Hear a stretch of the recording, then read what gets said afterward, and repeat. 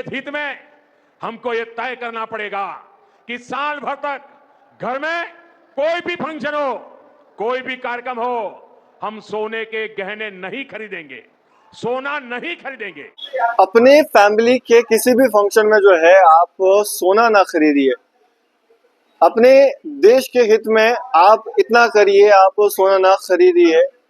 कोई भी फंक्शन होता है उसमें सोना नहीं खरीदना, ये कहना है प्रधानमंत्री नरेंद्र मोदी का। और ये तब कहा गया जब वह तेलंगाना के हैदराबाद में जो है एक जन संबोधन जो है वो कर रहे थे। और फॉरेन करेंसी को जो है वो बचाना है, उसके लिए कई सारे इकदाम जो है वो उठाने हैं। और अगर कस्टमर्स जो हैं, लोग जो हैं, एक साल तक सोना नहीं खरीदते तो जो गोल्ड के कारोबारी हैं उन पे क्या असर पड़ेगा, उनसे बात करते हैं और देखिए पूरी वीडियोस। जितिन जी, क्या कहना चाहेंगे? नरेंद्र मोदी ने जो स्टेटमेंट दिया है कि एक साल तक जो है वो गोल्ड ना खरीदिए, क्या कहना चाहेंगे इस पे? मोदी जी की स्टेटमेंट के बारे में ऐसा है, मोदी जी ने जो स्टेटमेंट दी है कल की गोल्ड की ज्वेलरी को कम से कम या ना के बराबर एक साल के लिए ना किया जाए, मेरे हिसाब से गोल्ड की ज्वेलरी तो एक इस तरह से हमारे कल्चर के साथ जुड़ी हुई है जिसकी परचेज तो बंद नहीं की जा सकती। हाँ, ये जरूर किया जा सकता है कि देश हित में उसको रखने के लिए जो लोगों के पास अपना घर का पुराना सोना है उसको ज्यादा से ज्यादा उसको आप चेंज कर सकते हैं। अगर हमारे को नया गोल्ड ज्वेलरी खरीदने से अगर कोई वित्तीय घाटा या जैसे देश के हित में नहीं अगर बात जा रही है तो लोगों के पास जो घर में अपना पुराना सोना है वो दे करके आप नई गोल्ड ज्वेलरी खरीद सकते हैं। तो सर, जिस तरह से जो स्टेटमेंट दिया गया है इसमें साफ तौर पे ये कहा गया है कि आप एक साल तक सोना ना खरीदिए। तो अगर ऐसा होता है तो आपने देखा कि हमारे कल्चर में जो है वो बेटियों को उनकी शादी के मौके पर जो है वो रिलेटिव्स गिफ्ट्स जो हैं वो देते हैं और वो सोना जो है एज अ फाइनेंशियल सिक्योरिटी जो है उनके लिए उपयोग में जो है वो आता है। तो अगर ऐसा होता है तो उन बेटियों का क्या होगा? उनको जो है वो गिफ्ट्स वगैरह जो है वो नहीं मिल पाएंगे। फाइनेंशियल सिक्योरिटी क्या रहेगी उनकी? देखिए, गोल्ड का तो जहाँ तक गोल्ड ज्वेलरी की बात है, हमेशा आज तक हमारे जो कल्चर में हमेशा ऐसे सिक्योरिटी और ऐसे इन्वेस्टमेंट ही उसको लिया गया है। और जितना ज्यादा हमारे कल्चर के हिसाब से जितनी भी गोल्ड की ज्वेलरी वगैरह जो जैसे शादी के टाइम पे दी जाती है या फंक्शंस में जैसे डाली जाती है कल्चर के साथ रिलेटेड, तो मेरे हिसाब से ये हम इस चीज का डिनायल नहीं कर सकते कि गोल्ड की ज्वेलरी खरीदना बंद कर दें या कम कर दें।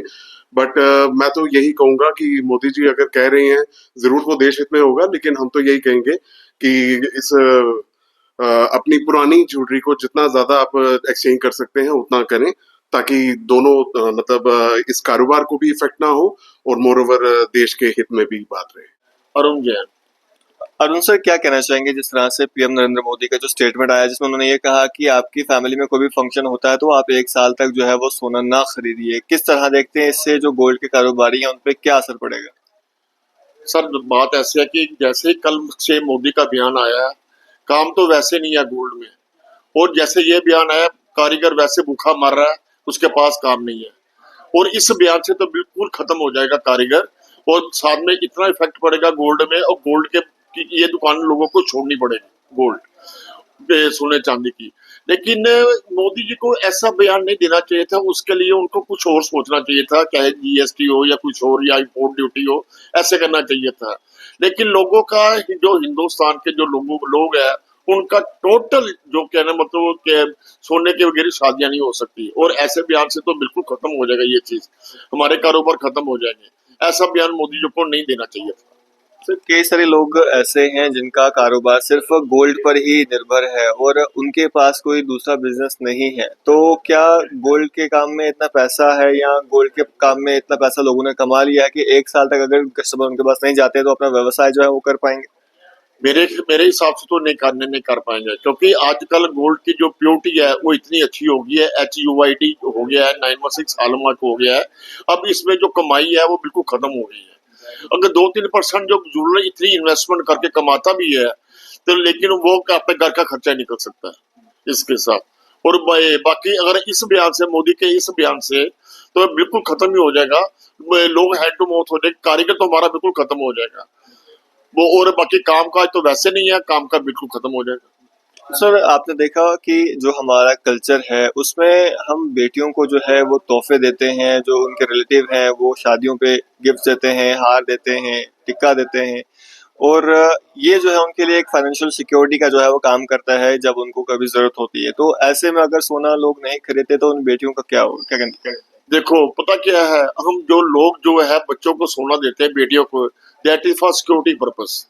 कल को कोई भी इमरजेंसी ऐसी आती है, और एक गोल्ड ही एक ऐसी चीज है जिससे बच्चे को कोई जिसको कोई मुसीबत आती है, जैसे कोई बीमार हो गया या कोई इसको ऐसी बड़ी जरूरत पड़ गई, और गोल्ड ही है जो कहने का, और दूसरा कोई बिजनेस नहीं है। गोल्ड के अलावा वो और कोई काम, गोल्ड वाले कोई दूसरा काम कर भी नहीं सकते। बाकी मेरे हिसाब से जो लोगों का जो दिल है हिंदुस्तानियों को, जो इमोशनली वो अपने गोल्ड के साथ अटैच्ड है। मेरा नाम आयुष पंडोक है। आयुष जी क्या कहना चाहेंगे, जिस तरह से पीएम नरेंद्र मोदी जी के द्वारा जो है एक जन संबोधन में ये कहा गया कि आपकी फैमिली में कोई भी फंक्शन हो तो आप 1 साल तक जो है वो सोना ना खरीदिए, क्या कहना चाहेंगे, इससे क्या असर पड़ेगा गोल्ड के कारोबारियों पे? जी, मैं तो ये कहना चाहूँगा कि ये स्टेटमेंट जो है हमारे कारोबार के लिए ठीक नहीं है, क्योंकि इससे हमारा कारोबार तो इफ़ेक्ट करेगा, साथ में हमारे साथ हमारे कारीगर हैं और बहुत किस्म के व्यापारी हैं जो हमारे साथ जुड़े हैं। वो खाना कैसे खाएंगे? अगर हमसे कोई सोना खरीदेगा नहीं तो हम खाना कैसे खाएंगे? 1 साल तक अगर आप ये चीज़ आप जनता को कह रहे हैं कि ना खरीदिए, सोना ना खरीदिए, हमारे कल्चर पे कैसे इफ़ेक्ट करेगा ये? हमारे कल्चर में जो सोना है, चांदी है, ये जुड़ी हुई है। इसको अगर आप इसकी रोक टोक करेंगे तो हमारे कल्चर पे इफेक्ट करेगा, आम जनता को ज़रूर इफेक्ट करेगा, हमें ज़रूर इफेक्ट करेगा। तो सर अगर हम बात करें, क्या जो सोने के कारोबारी हैं उनके पास कोई और ऐसे बिजनेस हैं या इतनी आमदनी उन्होंने इकट्ठी कर ली है कि वे 1 साल तक अपना गुजर बसर जो है वो कर सकेंगे, क्या कहना चाहेंगे? जी, अगर ऐसी आप कोई बात पूछते हैं तो हमारा जो बिज़नेस है साथ साथ चलता है, कस्टमर से चलता है। ऐसी कोई बात तो होती नहीं है कि हमने इतनी कोई धनराशि इकट्ठी कर ली है कि हम 1 साल तक अपना गुजारा कर सकते हैं। चलो आप कहना चाहें, लोगों की सोच होती है कि ज्वेलर्स जो है उनके पास बहुत पैसा होता है। ठीक है, हमारे पास बहुत पैसा है अगर, तो हमारे कारीगर कहाँ जाएंगे? हमारे साथ जो और छोटे छोटे व्यापारी जुड़े हैं वो कहाँ जाएंगे? उनकी भी तो रोजी रोटी हमारे भरोसे ही चल रही है। तो ये स्टेटमेंट उनको भी इफेक्ट करेगी, हमें भी इफेक्ट करेगी। आपने देखा कि बच्चियां जब उनकी शादी होती है तो फैमिली वाले उनके रिलेटिव जो है उनको गिफ्ट्स देते हैं, सोने के हार देते हैं, नथ देते हैं, टिक्का देते हैं, मंगलसूत्र देते हैं। तो वो उनके लिए एक फाइनेंशियल सिक्योरिटी के तौर पे जो है वो काम करता है। तो अगर गोल्ड लोग नहीं खरीदते कोई भी फंक्शन में तो किस तरह देखते हैं, क्या उन पे भी असर पड़ेगा? जी जी, बिल्कुल असर करेगा। हमारे यहाँ जो मैरिज है उसमें गोल्ड बहुत ज़रूरी है।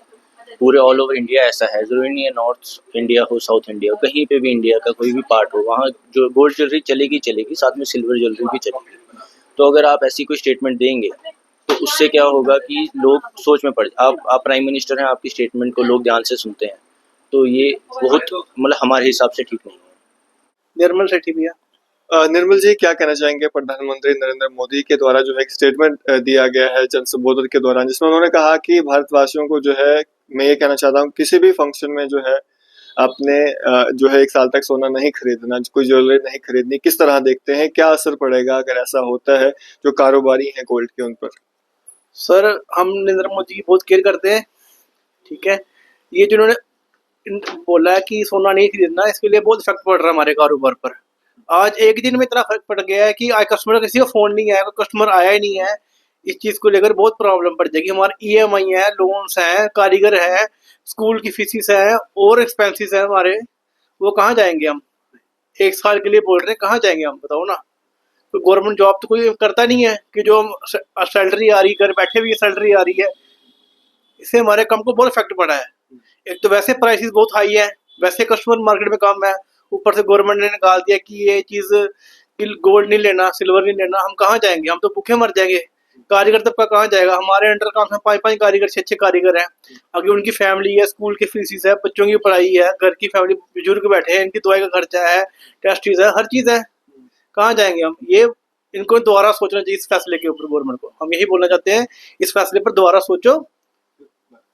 सर जिस तरह से अगर हम बात करें हमारे भारत के कल्चर की, तो आपने देखा कि जो बेटियों की जब शादी होती है तो रिश्तेदार जो है वो गिफ्ट के तौर पे जो है वो गोल्ड की आइटम्स या ज्वेलरीज जो है वो देते हैं बच्चियों को, तो जिससे जो है एक फाइनेंशियल सिक्योरिटी जो है वो होती थी।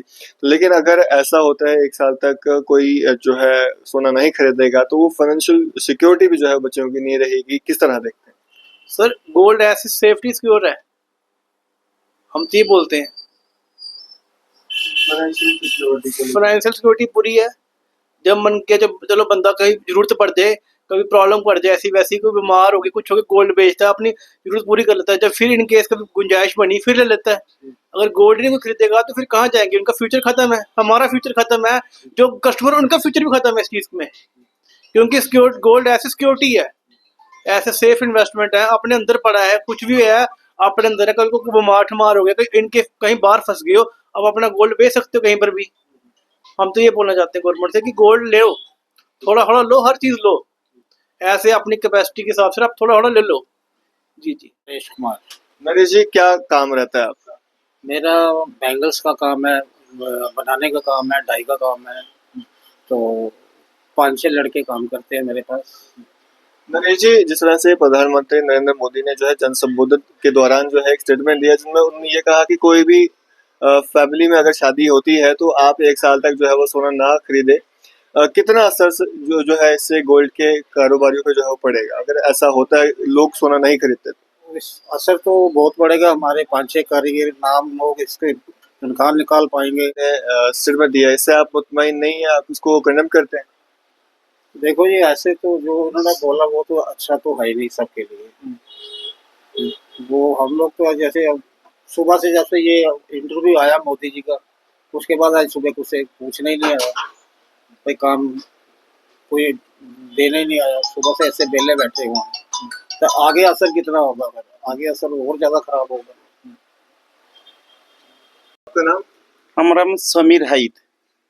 तो क्या कहना चाहेंगे जिस तरह से प्रधानमंत्री नरेंद्र मोदी ने जो है जन संबोधन के दौरान एक स्टेटमेंट दिया, इसमें उन्होंने लोगों से ये आग्रह किया कि आप 1 साल तक जो है किसी भी फंक्शन के लिए सोना ना खरीदिए, ज्वेलरी ना खरीदिए। अगर ऐसा होता है तो जो गोल्ड के कारोबारी उन पर क्या असर पड़ेगा, क्या कहना चाहेंगे?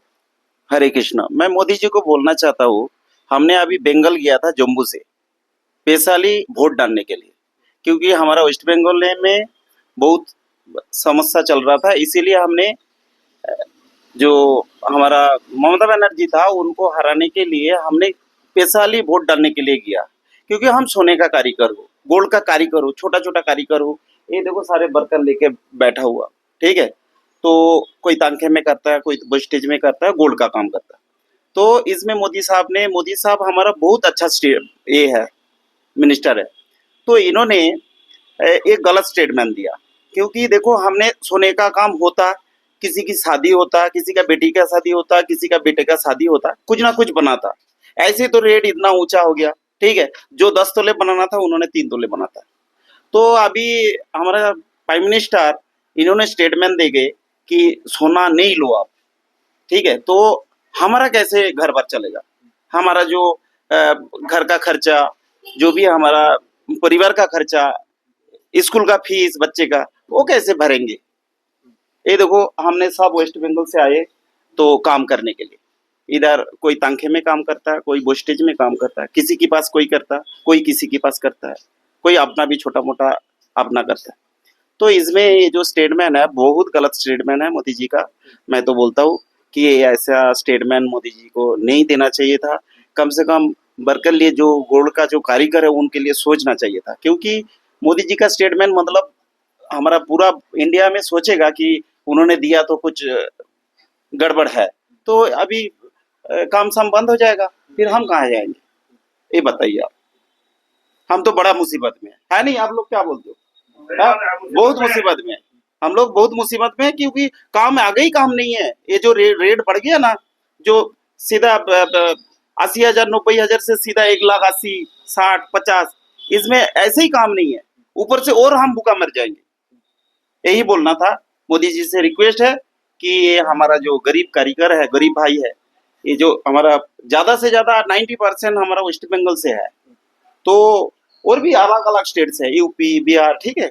तो ये हमारा जो गोल्ड का कारीगर है, इनके लिए सोचे कुछ मोदी साहब ने। हरे कृष्णा।